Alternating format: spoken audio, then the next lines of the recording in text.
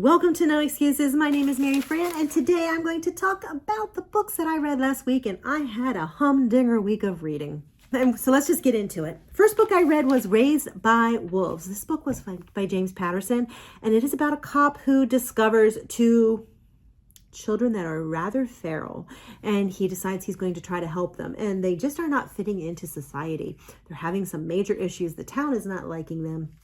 And they can't figure out where these kids came from. And by the time they get found, they're like in their 14, 15. The whole way through the book, you're just like, but they know too much about society to have been raised by wolves. But yet they insist they were raised by wolves.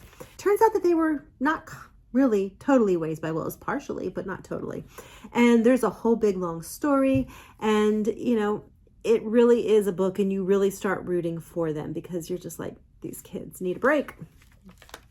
I would rank this one as most James Patterson as a 4. He's a good writer. Next one I read was You Can't Hurt Me by Emma Cook.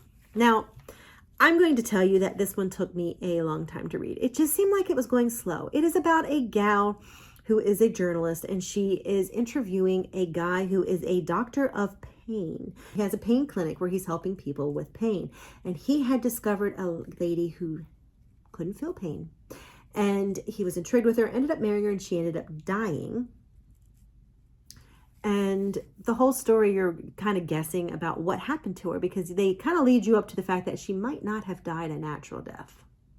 And things are just happening, and,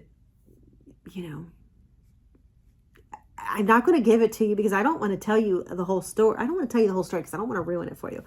But some of the times you're just like, stop. And then sometimes you're just like, whoa, I didn't expect that. So it's a really good book. It was a little slow moving, so I'm going to rank it probably a low 3, but it was still pretty good. The next 3 books I read were actually nonfiction. First one I read was for the 75 Hard Challenge, and that was Stupid Things That I Won't Do When I Grow Up. I have no clue what this guy was doing. Was he trying to write a memoir about his parents as they got older and him as he's getting older? Was he trying to write a how-to book about, how to live as you get older? Was he trying to do a warning to people as they get older? I don't know. I just don't know.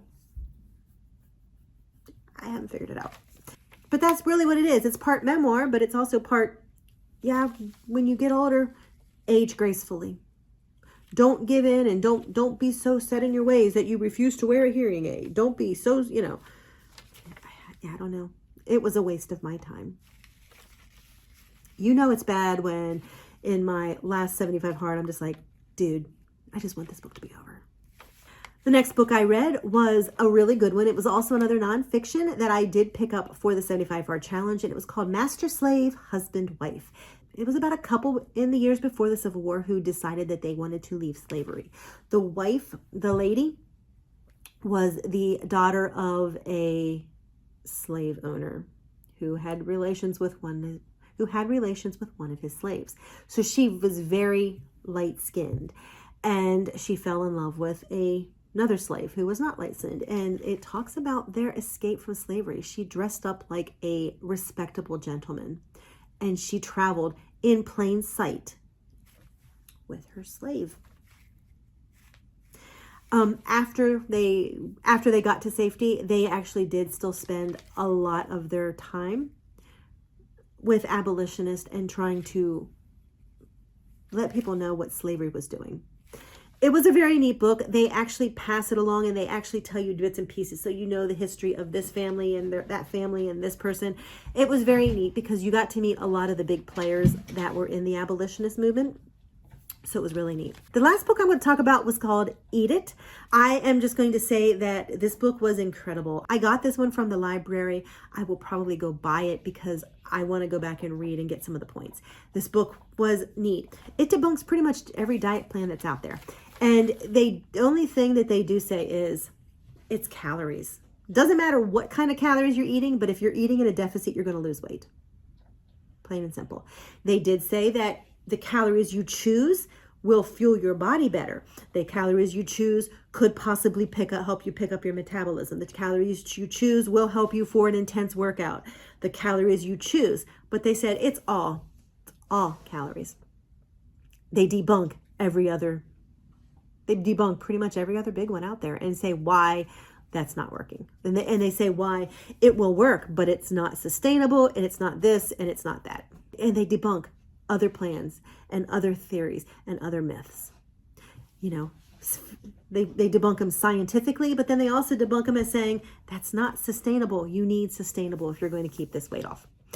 They actually talk about, you know, metabolism and how it slows down, and they're like, no, it doesn't. No, it doesn't. They're like, if it really slowed down, ask the Jews in the Holocaust if their metabolism slowed down. It did not. When they came back, they didn't have to live on those rations because their metabolism slowed down. They're like, it's just false. They just keep preaching calories, calories, calories. The best way they put it to me was a mile is a mile. I can walk a mile. My dog is taking a bath now. I can walk a mile on a flat road, or I can walk a mile up a mountain. They're both a mile, but one is going to give me more bang for the buck. And they said that's calories. I liked it. And that just made sense to me. There was a lot in that book that made sense to me, that they talk about calorie cycling and how, don't look at your calories for the day, look at them for the week, look at them for that longer, because that way you have a little bit more play to actually live life. And by living life, you might actually make it sustainable. Anyway, those are the books I read. They were awesome books.